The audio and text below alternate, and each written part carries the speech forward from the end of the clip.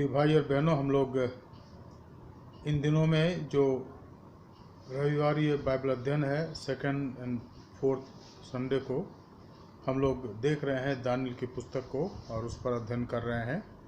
पिछले अध्ययन में जो हमने करा था उसका हमारा विषय था दानियल, उसका 5वां अध्याय 1 से 12, और आज हम उसके आगे अध्ययन करेंगे।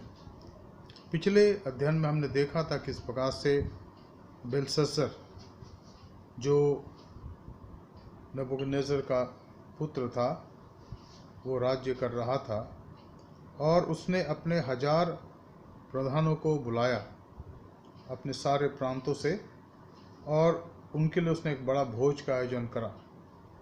मैंने आपको कहा था कि पुराने ज़माने में ये राजा लोग जो प्रतापी राजा हुआ करते थे, कभी कभी अपने महात्म्य का वर्णन करने के लिए या उसको दिखाने के लिए, प्रदर्शन करने के लिए अपने सारे उन राजाओं को बुलाते थे जो उनके अधीन राज्य करते थे। और यहाँ पर 1000 प्रधानों का वर्णन है और राजा के द्वारा एक बड़े भोज के आयोजन का वर्णन है। तो वहाँ पर जब वो भोज खा रहे थे उसमें रानियाँ भी थी और उनके रखेलियाँ भी थी और एक बहुत बड़ा समारोह हो रहा था। तब लिखा है कि राजा जब शराब पीते पीते मतवाला हो गया तो उसने आज्ञा दी कि उसके पिता ने, नबूकदनेस्सर ने, जो पात्र यरूशलेम से ला कर रखा था, जो सोने और चांदी के पात्र वहाँ के पवित्र मंदिर से ला कर रखा था, लूट के रूप में उनको लाया जाए। और जब ऐसा किया गया तो लिखा है कि राजा और अपने रानियों समेत उन पात्रों में दाख मधु पीने लगे और वो नशे में झूम रहे थे। तब अचानक उनके सामने की दीवार में किसी का हाथ प्रकट हुआ और जिसने कुछ लिखा जिसको राजा पढ़ नहीं पाया, और वो लिखा है कि बहुत ज़्यादा परेशान हो गया, घबरा गया। तब उसकी माँ यानी नबूकदनेस्सर की पत्नी जो बुजुर्ग थी, उनको भी बताया गया कि बेलशस्सर के लिए ये समस्या खड़ी हुई है कि वो जो उसके सामने दीवार में जो लिखा गया है, उसने जो हाथ देखा उसके बारे में वो घबरा गया है, परेशान हो गया है और उसको उसका अर्थ बताने वाला अब कोई नहीं है। तो यहाँ लिखा है कि राजा परेशान हो गया और परेशानी की अवस्था में वो परेशानी हो रहा था। तब उसकी माँ उसके पास आती है और उसने राजा से कहा, यहाँ लिखा है 10 पद को अगर देखें, 5वां अध्याय 10 पद, तो लिखा है, राजा और प्रधानों के वचनों को सुनकर रानी भोज के भवन में आई और कहने लगी, हे राजा, तू युग युग जीवित रहे, अपने मन में न घबरा और न उदास हो। तेरे राज्य में दानियल नामक एक पुरुष है जिसका नाम तेरे पिता ने बेलशस्सर रखा था। उसमें पवित्र ईश्वर की आत्मा रहती है और उस राजा के दिनों में उसमें प्रकाश, प्रवीणता, ईश्वर के तुल्य बुद्धि पाई गई। अब उसकी माँ ने उसके कहा कि राजा, तेरा पिता जो राजा था उसने उसको सब ज्योतिषियों, तंत्रियों, कसदियों और अन्य भावी बताने वालों का प्रधान ठहरा था, क्योंकि उसमें उत्तम आत्मा, ज्ञान और प्रवीणता और स्वप्नों का फल बताने और पहेलियाँ खोलने और संदेश दूर करने की शक्ति पाई गई। इसलिए अब दानियल को बुलाया जाए और वह उसका अर्थ बताएगा। तो मैंने आपकी बातें बताई थी किस प्रकार से दानियल को बुलाया गया, और उसके बाद हम आगे का वर्णन आज देखेंगे 13 पद से। पर इसके पहले कि हम इस अध्ययन को करें, आइए हम प्रार्थना करें। Let's pray. स्वर्गीय पिता, हम धन्यवाद देते हैं प्रभु आपके वचन के लिए जिसके खुलने से प्रकाश होता है।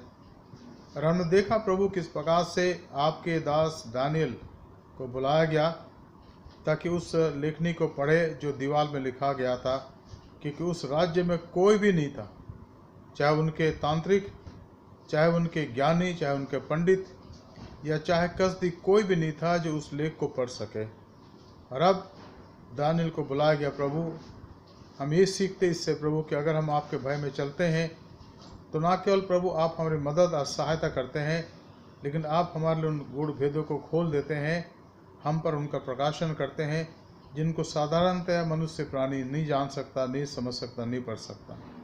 हे प्रभु, इस बड़े कार्य के लिए धन्यवाद देकर विनती करते प्रभु, आज जबकि हम इसका अध्ययन करते हैं, हे पवित्र आत्मा, आप हमसे बातचीत करें, हमारे मनों को नम्र और दीन करें।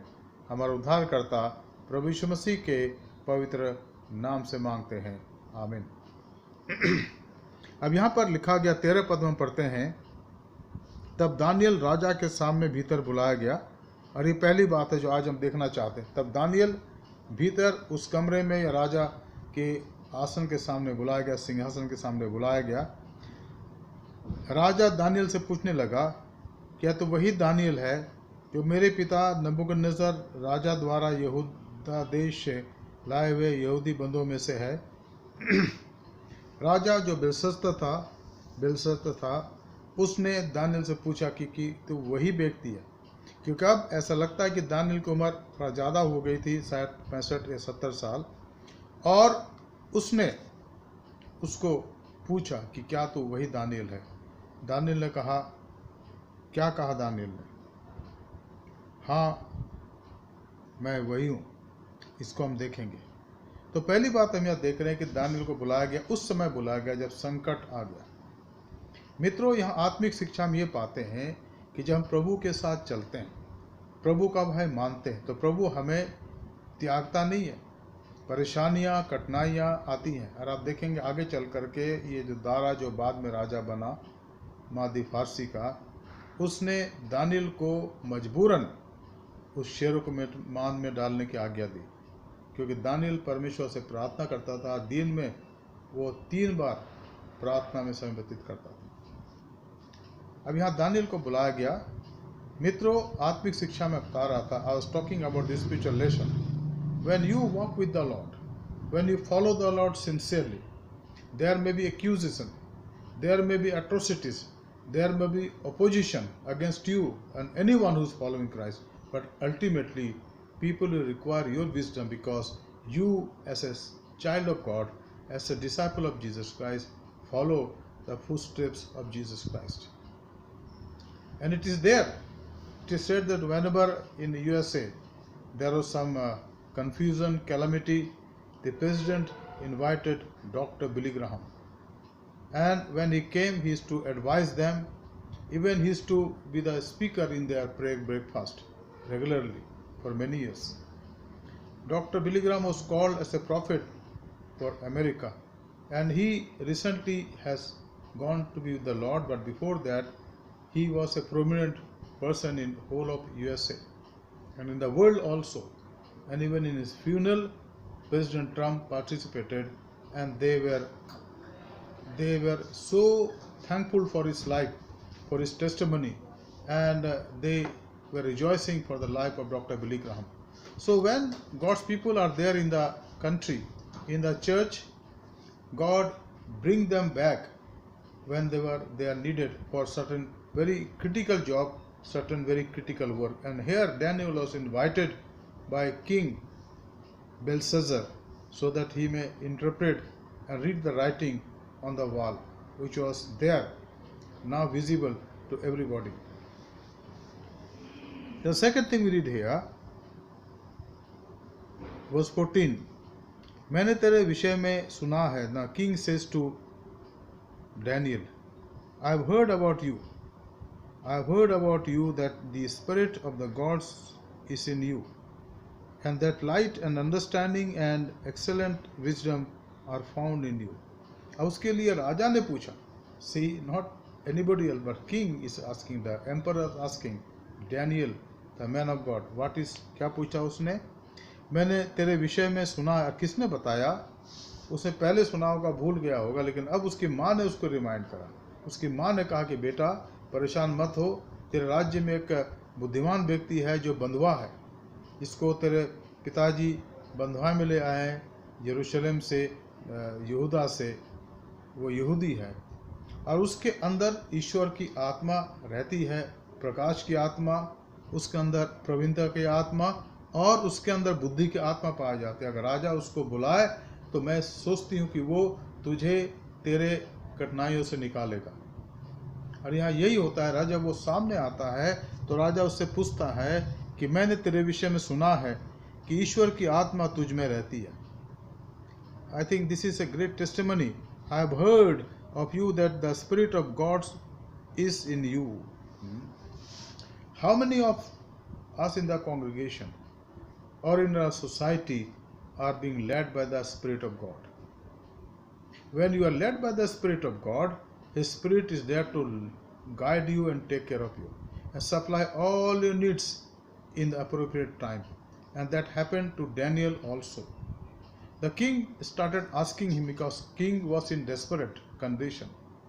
There was none in his whole empire, कोई भी नहीं था उसके पूरे साम्राज्य में। यहाँ 1000 अधिपति तो उसने बुला लिया अलग अलग राज्यों से, लेकिन उन राज्यों में भी और यहाँ पर भी बेबीलोन में भी ऐसा कोई ना मिला, जबकि वहाँ पर पंडित थे, भावी कहने वाले थे, तांत्रिक थे और बहुत से लोग थे। कोई भी उस बात को उस एक वाक्य को नहीं पढ़ सका और उसके अर्थ को नहीं बता सके।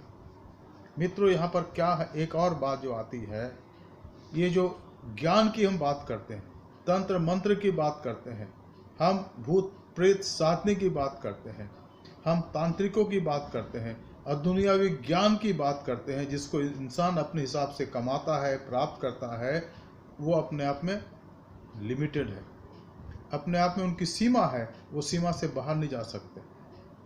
इसलिए जब वो लेख लिखा गया, उस दीवार के सामने जो राजा के सामने था, राजा घबरा के हिल गया, अंदर से हिल गया। उसने कहा इसको पढ़ने वाला कोई होना चाहिए, इसको समझने वाला कोई होना चाहिए। और जब दानियल आया, उसको बुलाया गया इस काम को करने के लिए, तो राजा ने दानियल से पूछा, दानियल, मैंने आपके विषय में सुना है कि ईश्वर की आत्मा आप में रहती है और प्रकाश, प्रवीणता और ये बुद्धि की बातें आप में पाई जाती है।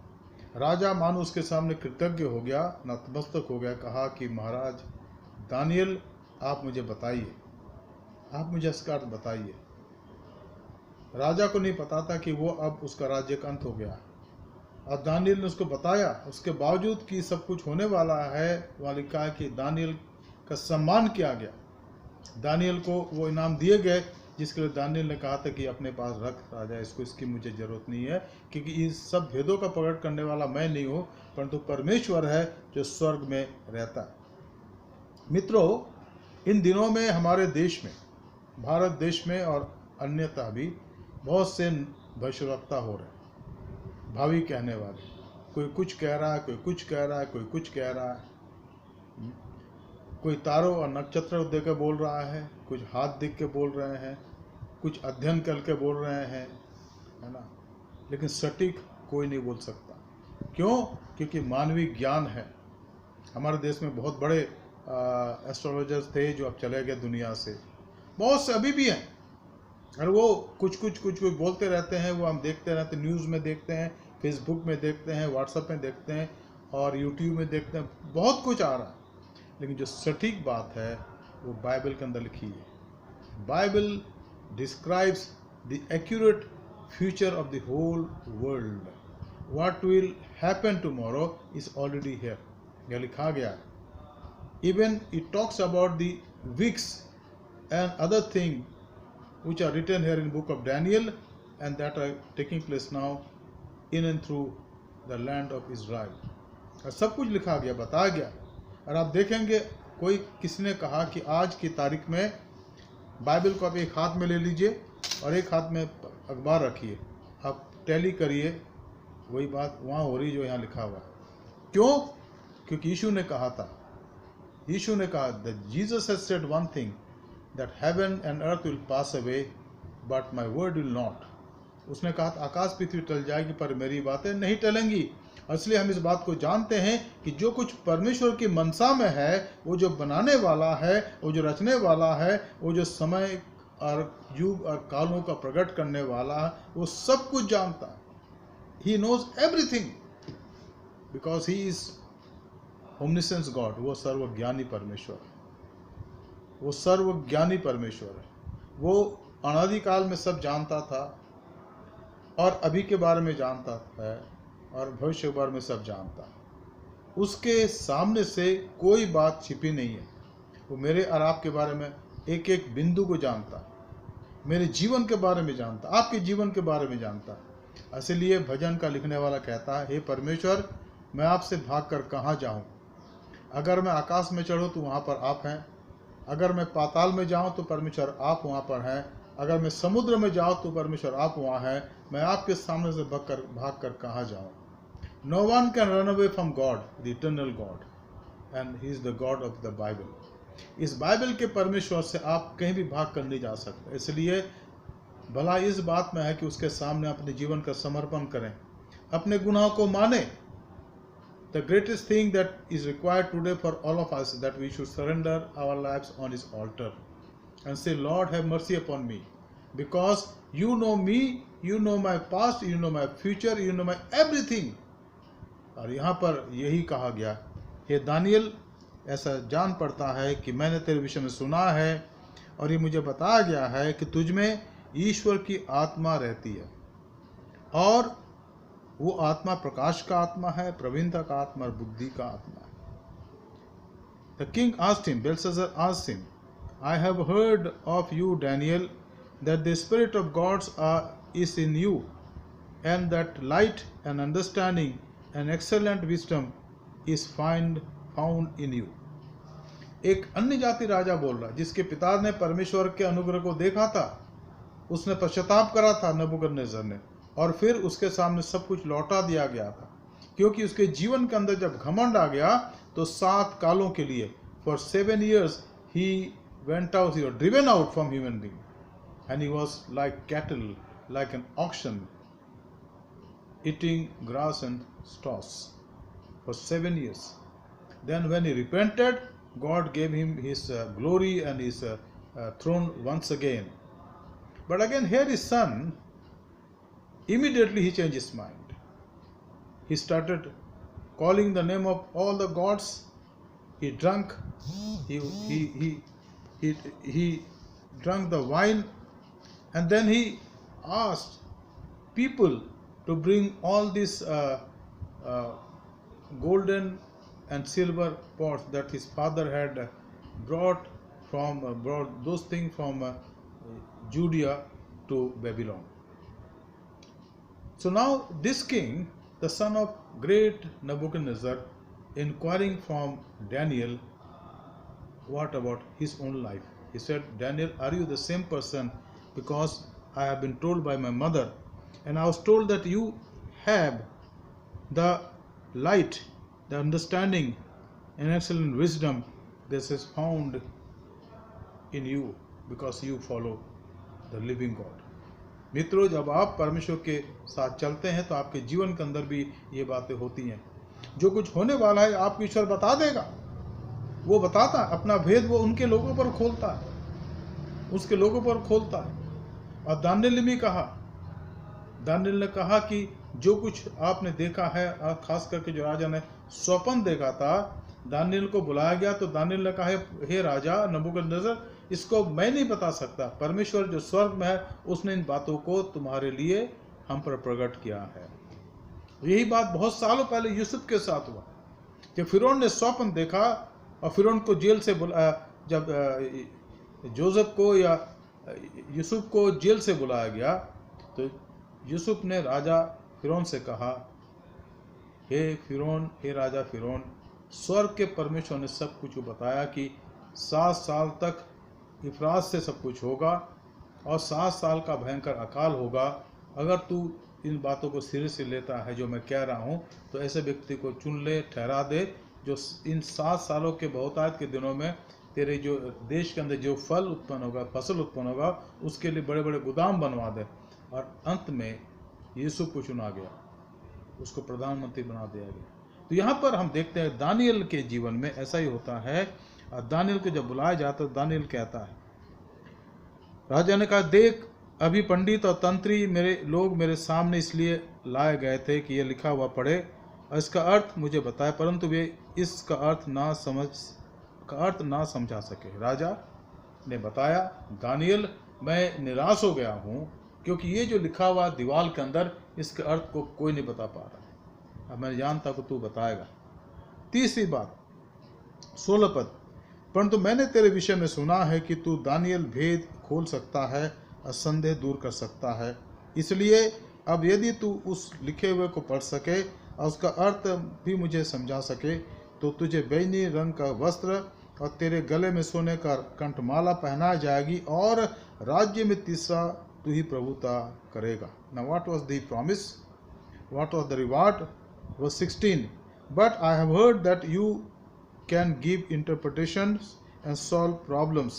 Now, if you can read the writing and make known to me its interpretation, you shall be clothed with purple and have a chain of gold around your neck, and shall be the third ruler in the kingdom.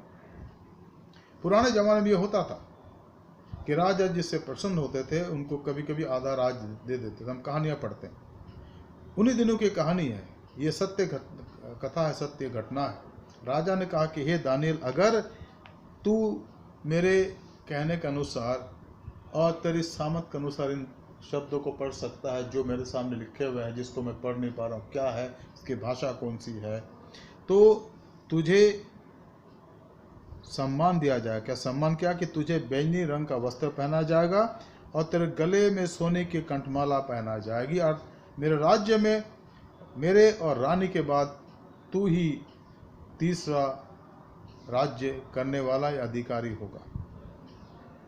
Daniel के सामने एक बहुत बड़ा चुनाव था कि वो क्या कहें, क्योंकि ये बातें प्रभु के लोगों के जीवन में आती हैं। संसार के लोग जो हैं, जब वो पजल हो जाते हैं, परेशान हो जाते हैं, तो वो जो कार्य करेंगे उनके लिए, जो उनके समस्याओं को हल करेंगे, उनके सामने वो धन रखते हैं, दौलत रखते हैं, क्योंकि उनके पास वही है। लेकिन अगर वो परमेश्वर के दास हैं, दासी हैं, तो खुद प्रार्थना करने के बाद प्रभु से उन दर्शन को पा सकते हैं। लेकिन चूंकि ये व्यक्ति एक पेगन व्यक्ति था, ये मूर्ति पूजा करता था, उसने दानियल के सामर्थ को, उसकी बुद्धि का मोल उसने सोने से लगाया और बैंगनी वस्त्र से लगाया। चौथी बात देखिए क्या लिखा, 17 पद, दानियल ने राजा से कहा, अपने दान और अपने ही पास रख, जो बदला तू देना चाहता है वो दूसरे को दे। वो लिखी हुई बात मैं राजा को पढ़ सुनाऊंगा और उसका अर्थ भी तुझे समझाऊंगा। Now Daniel very simply, he said simply what he said. Then Daniel answered and said before the king, let your gift be for yourself and give your reward to another. Nevertheless, I will read the writing to the king and make known to him the interpretation. That's what king wanted. The king wanted that someone should read this writing on the wall and someone should also interpret the word to me. That was his request, that was his quest. And even today also, my friends, some of the mysteries of life are not understood by general people. आज भी दुनिया के बहुत से ऐसी बात होती हैं जो रिडल है या जो सीक्रेट के रूप में आती हैं, गुप्त बात हैं, जीवन के बारे में जब ऐसी घटनाएं होती हैं, क्यों हो रही हैं, क्यों ऐसी बातें हैं, लोग समझ नहीं सकते हैं, क्योंकि उनका संबंध जीवित ईश्वर के साथ नहीं है। वो उन बातों को दुनियावी रूप से समझना चाहते हैं, साइंस के द्वारा समझना चाहते हैं, एस्ट्रोलॉजी के द्वारा समझना चाहते हैं, भविष्य ज्ञान के द्वारा समझना चाहते हैं। और उनके बहुत से ऐसे लोग हैं जो बताते हैं साहब ये हो जाएगा और ये हो जाएगा और ये हो जाएगा, पर हो तो कुछ नहीं रहा है ना, दुनिया चल रही है। लेकिन आज जो घटनाएं हो रही हैं मित्रों, परमेश्वर के वचन के अंदर सब कुछ दिया गया है। अगर हम पिछले दिनों में टिड्डियाँ आई, टिड्डियों के बारे में हम पढ़ते हैं, बाइबल में लिखा है साफ साफ, दूसरा इतिहास उसका 7वां अध्याय और 13 पद को पढ़ लीजिएगा।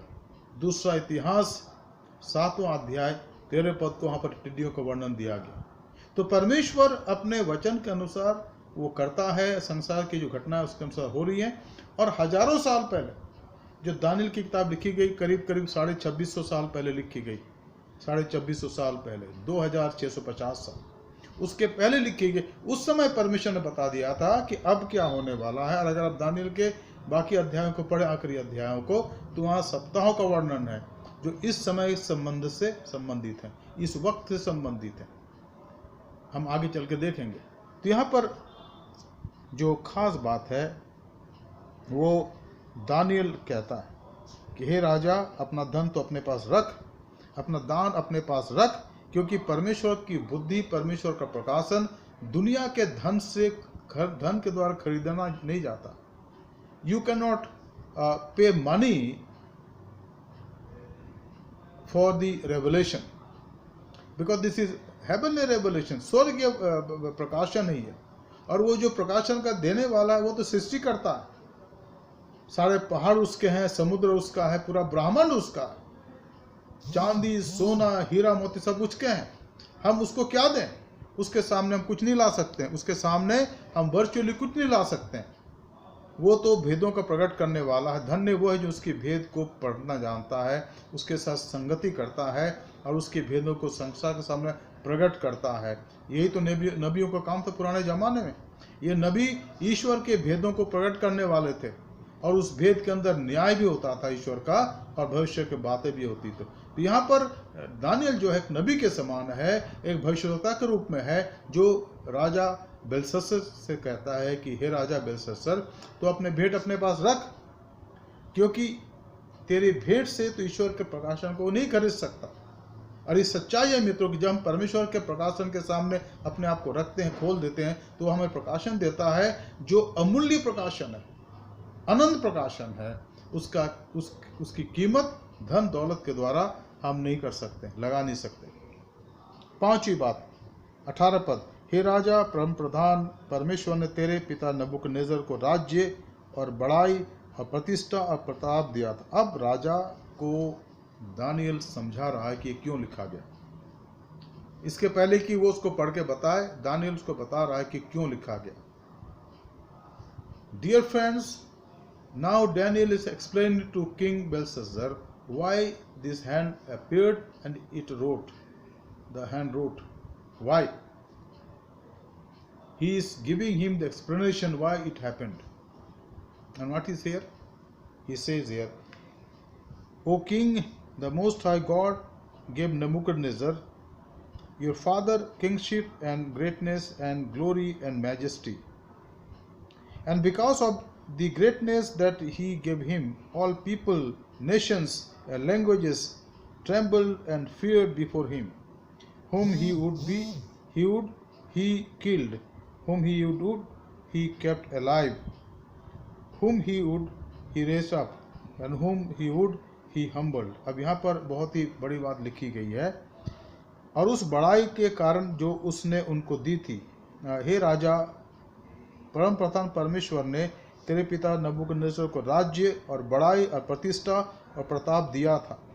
और उस बड़ाई के कारण जो उसने उसको दी थी, देश देश और जाति जाति के सब लोग और भिन्न भिन्न भाषा बोलने वाले उसके सामने कांपते और थरथराते, और जिसे वो चाहता वो घात करता, जिसको वो चाहता उसे जीवित रखता, और जिससे वो चाहता उसे ऊंचे पद देता, और जिससे वो चाहता वो गिरा देता था। हे राजा बेलशस्सर, तेरे पिता को परमेश्वर ने बहुत आशीष दी, आशीष से परिपूर्ण करा, और यहाँ तक वो आशीषित हुआ कि वो लोगों के साथ जैसा चाहता था व्यवहार करता था।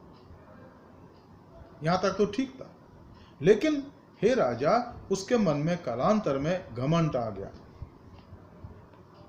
यहाँ लिखा है ना, ये छठी बात है। तो पांचवी बात, दानियल राजा बेलशस्सर को उसके पिता के बारे में कहता है कि ये क्यों लिखा गया। यही कारण है कि तेरे पिता नबूकदनेस्सर को परमेश्वर ने बहुत आशीषें दी, उसको अधिकार दिया उसने, लेकिन उसने उन अधिकारों का आगे चल करके गलत उपयोग करा, और उसके वजह से उसके मन में घमंड आ गया।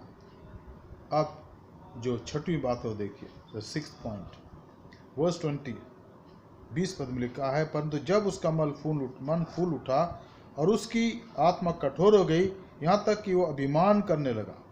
हे राजा, तेरे पिता के जीवन के अंदर गिरावट कब से आई?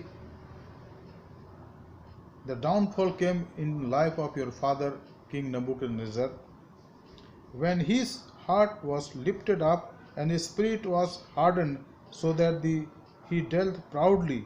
He was brought down from his kingly throne, and his glory was taken from him.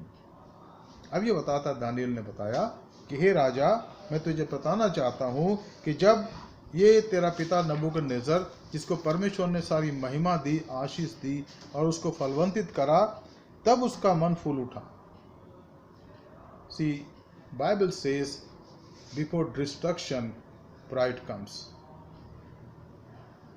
विनाश के पहले घमंड आता। इंसान को घमंड नहीं करना चाहिए, इंसान को घमंड नहीं करना चाहिए।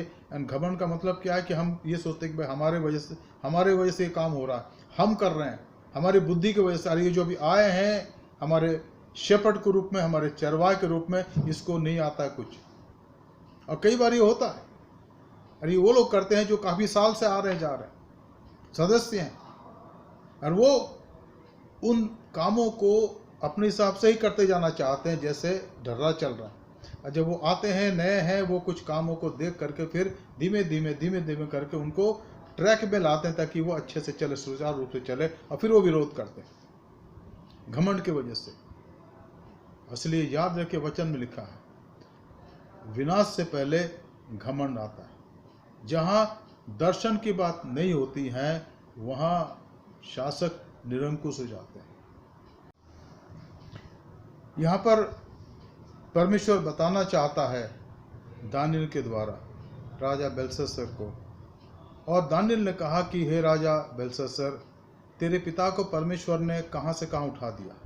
उसने उसको जयवंत बनाया, उसने उसको महाप्रतापी बनाया, लेकिन जब उसके मन में घमंड आ गया तो सब कुछ उससे ले लिया गया।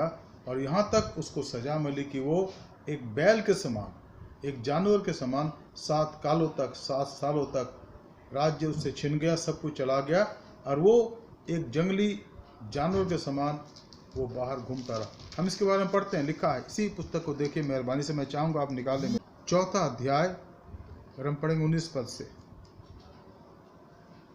4 अध्याय दानियल का, उसका 19 पद से। अब मैं पढ़ूंगा 23 पद से।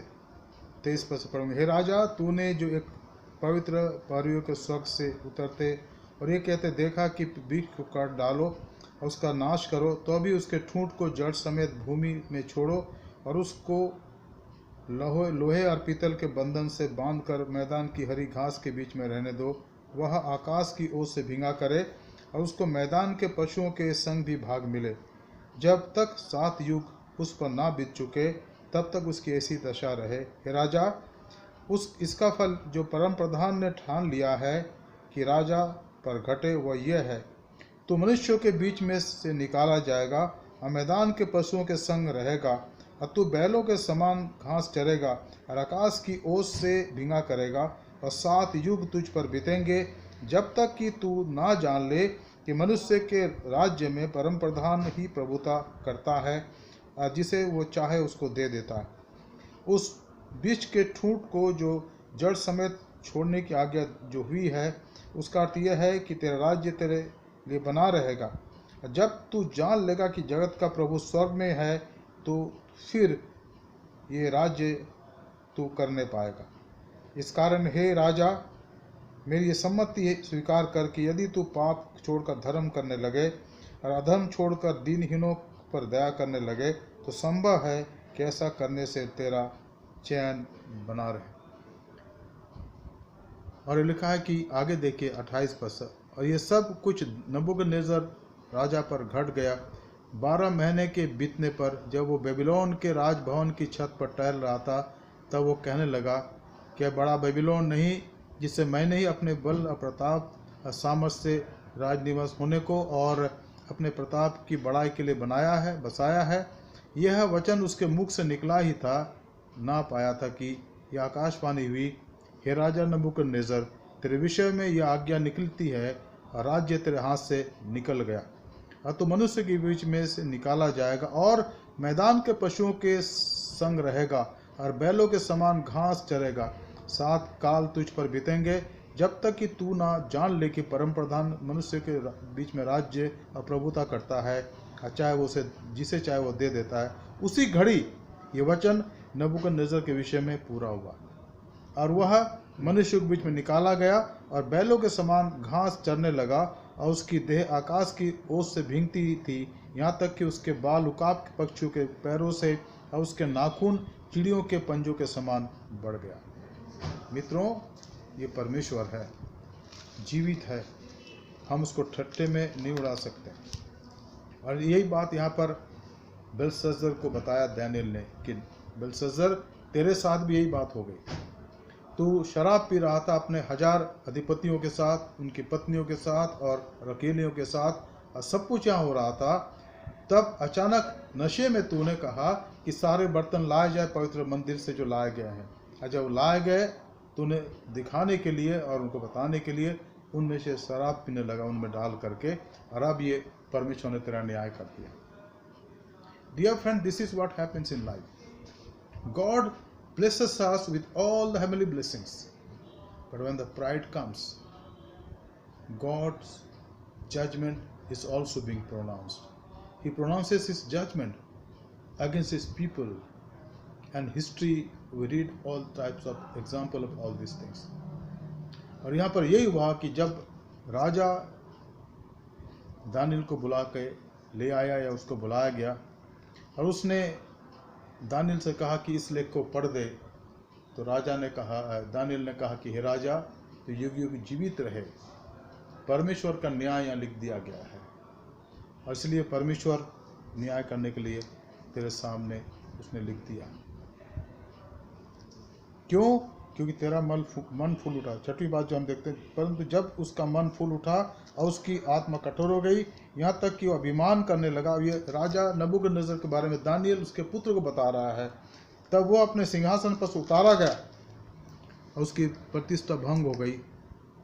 वो मनुष्य के बीच में से निकाला गया और उसका मन पशुओं का सा हो गया और उसका निवास जंगली गधों के बीच हो गया, और वह बैलों के समान घास चरने लगा। उसका शरीर आकाश की ओस से भींगता करा करता था, जब तक कि उसने जान न लिया कि परम प्रधान परमेश्वर मनुष्य की में राज्य प्रभुता करता है, जिसे चाहता उसी को वो अधिकारी ठहराता है। और ये सारी बातें दानियेल ने बेलशस्सर को बता दिया, और अब वो बताता है। हम देखते हैं यहाँ 7वीं बात। तो भी है बेलशस्सर, तू जो उसका पुत्र है और ये सब कुछ जानता था, तो भी तेरा मन नम्र न हुआ। निश्चित रूप से इतिहासकारों ने इनको पढ़ के सुना होगा, माँ ने बताया होगा कि तेरे पिता के साथ कुछ सालों पहले ऐसा हुआ था बेलशस्सर, तुझे ध्यान देने की आवश्यकता है। फिर इसके बावजूद उसके मन में घमंड आया, जब शराब उसके मन में आ गई, जब शराब उसके शरीर में आ गई, पेट में आ गया, वो नशे में हो गया। उसने कहा वो उसने काम करा जो परमेश्वर के लेखे में घृणित काम था, और परमेश्वर ने तुरंत उसका न्याय करा। Dear friends, this is something that we need to be careful, very careful, that we need to understand that God is a sovereign God. His judgment is there, and he will not his glory to be he will not give his glory to others. He is jealous God.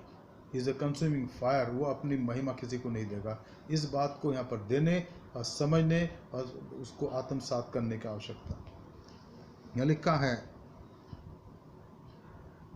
तो भी है Belshazzar, तूने जो उसका पुत्र है और ये सब कुछ जानता था, तो भी तेरा मन नम्र न हुआ, वरन तूने स्वर्ग के परमेश्वर के विरुद्ध सिर उठाकर और उसके भवन के पवित्र पात्र मंगवाकर अपने सामने रखवा लिया, और अपने प्रधानों और रानियों और अकेलियों समेत तूने उसमें दाखमधु पिया।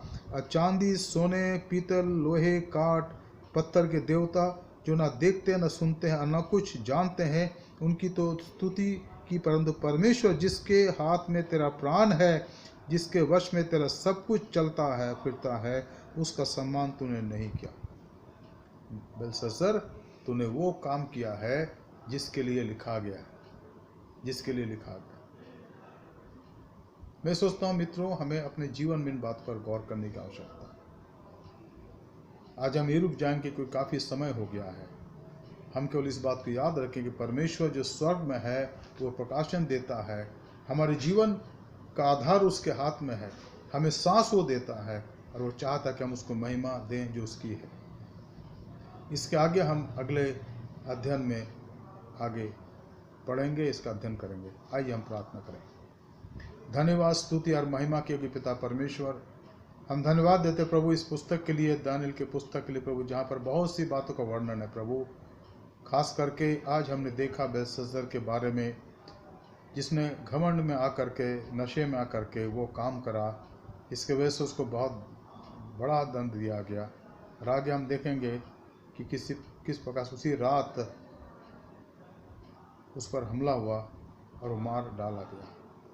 ये परमेश्वर, हम आपके न्याय से बच नहीं सकते।